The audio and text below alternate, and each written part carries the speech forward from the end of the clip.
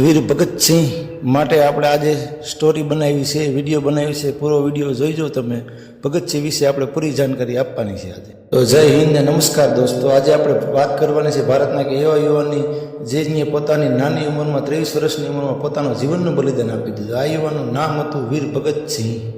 વીર ભગતસિંહનો જન્મ 28 સપ્ટેમ્બર 1907ના દિવસે પંજાબના બંગાસ ગામમાં થયો હતો. તેના પરિવારમાં દેશભક્તિથી ભરેલો હતો. તેમના પિતા અને કાકા અંગ્રેજો સામે લડતા લડતા સ્વતંત્ર સેનાના ભાગીદાર પણ હતા. જ્યારે ભગતસિંહ માત્ર 12 વર્ષના હતા ત્યારે એક એવી ઘટના બની જેના કારણે તેને અંગ્રેજો સામે આગ લાગી ગઈ. આ ઘટના હતી જલિયાવાલા બાગ હત્યાકાંડ. 1919માં અંગ્રેજોએ અધિકારી જનરલ ડાયરેક્ટર નિર્દેશ ભારતીયો સામે ગોળીબાર કર્યો. સેકન્ડોમાં લોકો ત્યાં શહીદ થઈ ગયા હતા. જ્યારે ભગતસિંહે આ ઘટના વિશે સાંભળ્યું તેઓએ જલિયાવાલા બાગ ગયા અને ત્યાં માટી હાથમાં લઈને કહ્યું કે આ માટી શહીદોની લોહીની લાલ થઈ ગઈ છે. પછી વીર ભગતસિંહે કહ્યું કે હું દેશ માટે કંઈક કરીશ. આ દિવસે તેઓએ નક્કી કરી લીધું કે ભારતને અંગ્રેજથી મુક્ત કરાવવાના છે. થોડા વર્ષ પછી ભગતસિંહ ક્રાંતિકારી સંગઠનમાં જોડાયા. તેઓએ પોતાના મિત્રો સુખદેવ અને રાજગુરુ સાથે મળીને અંગ્રેજ સરકાર સામે લડત શરૂ કરી.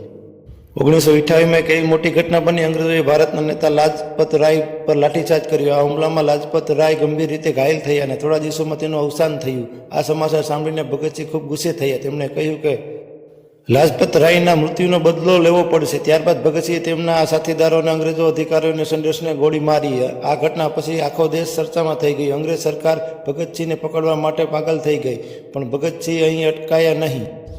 1929માં ભગતસિંહ અને બટુકેશ્વર દત્ત દિલ્હીના એસેમ્બલમાં બોમ્બ ફટકાયો, પરંતુ આ બોમ્બ કોઈને મારવા માટે નહોતો. આ માત્ર અંગ્રેજ સરકારને જાગૃત કરવા માટે હતો કે બોમ્બ ફેંકાયો પછી ભાગી જવાની જગ્યાએ ભગતસિંહ પોતાને પોલીસને કહ્યું કે ઇસ્લામાબાદ જિંદાબાદ. તેઓએ નેતાને અને તેઓએ પોતે ધરપકડ આપી દીધી. જેલમાં પણ ભગતસિંહે લડત ચાલુ રાખી. તેમણે જેલમાં ભારતીય કેદીઓ સાથે અન્યાય સામે ઉપવાસ કર્યો. આ ઉપવાસ ઘણા દિવસો સુધી ચાલ્યો અને આખા દેશમાં લોકો ભગતસિંહને સમર્થન આપવા લાગ્યા. પરંતુ અંતે અંગ્રેજ સરકારે ભગતસિંહ, રાજગુરુ અને સુખદેવને ફાંસીની સજા આપી.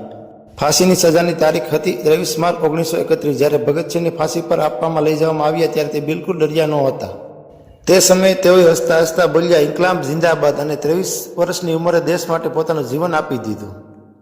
મિત્રો, ભગતસિંહે બતાવ્યું કે દેશ માટે કોઈ ઉંમરની જોવાની જરૂર પડતી નથી. આજે આપણે સ્વતંત્ર ભારત શાંતિથી જીવી રહ્યા છે. તેની પાછળ આવા હજારો શહીદોનું કુરબાન છે.